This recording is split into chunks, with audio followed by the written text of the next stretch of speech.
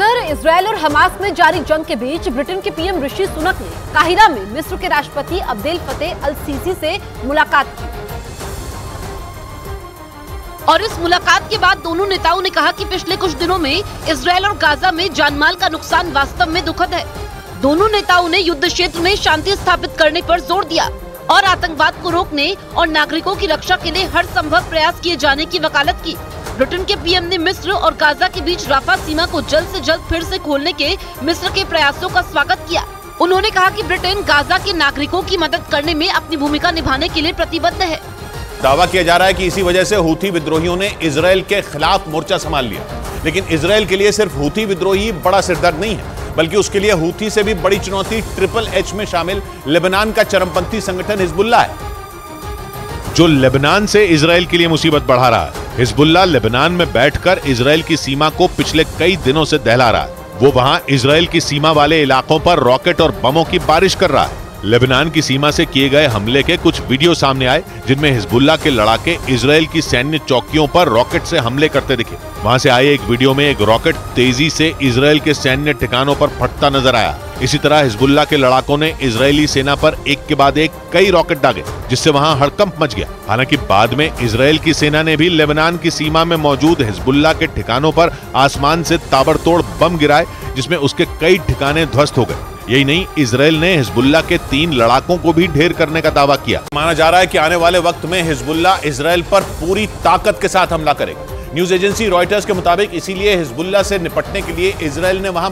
बड़ी संख्या में सैनिक तैनात कर दिए, ताकि किसी भी सूरत में ट्रिपल एच में शामिल हिजबुल्लाह को रोका जा सके। लेकिन हिजबुल्लाह को रोकना इजरायल के लिए किसी चुनौती से कम नहीं है, क्योंकि इस चरमपंथी संगठन के पास लाखों की संख्या में रॉकेट और मिसाइलें मौजूद हैं। उनमें कई मिसाइलें लंबी दूरी की भी हैं, जो इजरायल के किसी भी हिस्से को निशाना बना सकती हैं। इसके अलावा हिजबुल्लाह के पास 1 लाख से ज्यादा लड़ाके हैं, जो किसी भी देश पर कहर ढा सकते हैं। असल में हिजबुल्लाह एक शिया चरमपंथी संगठन है, जो इजरायल के पड़ोसी देश लेबनान, सीरिया और जॉर्डन में एक्टिव है और 1982 में ईरान की मदद से ही लेबनान में इसकी स्थापना हुई थी। इसका मकसद ईरान की इस्लामी क्रांति को दूसरे देशों में फैलाने के साथ साथ इजरायल को दुनिया से मिटाना था। आरोप है कि इसीलिए ईरान से हिजबुल्लाह को मिलिट्री ट्रेनिंग से लेकर हथियार और फंड मिलता रहा, जिससे हिजबुल्लाह दुनिया का सबसे ताकतवर चरमपंथी संगठन बन गया।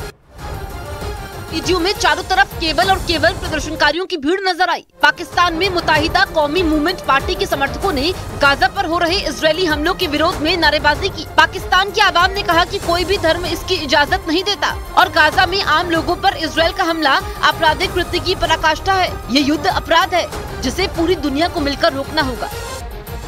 और सिर्फ ईरान ही नहीं, बल्कि यमन में भी इजरायल के खिलाफ जमकर विरोध प्रदर्शन हुए। वहां लोग फिलिस्तीन के समर्थन में सड़कों पर उतर आए और उन लोगों ने इजरायल के पीएम बेन्यामिन नेतन्याहू को सैकड़ों लोगों का हत्यारा बता दिया। यमन की राजधानी सना में निकाली गई इस रैली में जहां तक निगाह गई, सिवाय प्रदर्शनकारियों के कुछ और नहीं दिखाई दिया। वो लोग अपने साथ फिलिस्तीन के झंडे लेकर आए और वो भी इतने कि पूरा का पूरा इलाका फिलिस्तीन के झंडों से भर गया।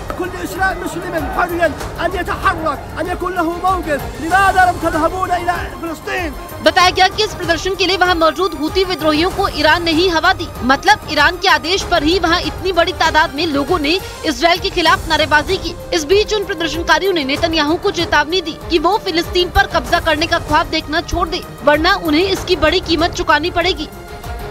उधर ईरान की राजधानी तेहरान में जारी प्रदर्शन थमने का नाम ही नहीं ले रहे। जब से इजरायल ने गाजा में मिसाइलें गिराई है, तब से ही ईरान में फिलिस्तीन और हमास के समर्थन में लगातार प्रदर्शन जारी है। तेहरान में फिर एक बार इसी तरह की एक रैली निकाली गई, जिसमें हजारों की तादाद में लोग फिलिस्तीन के समर्थन में जुटे। इस रैली में मौजूद कुछ लोग फिलिस्तीन के झंडे लिए नजर आए, तो वहीं कुछ लोगों ने तो अपने हाथों पर ही फिलिस्तीन के झंडे लगा लिए। इस बीच वहां इजरायल की कार्रवाई का विरोध तो हुआ ही, साथ ही अमेरिका के रवैये के खिलाफ भी नारेबाजी की गई।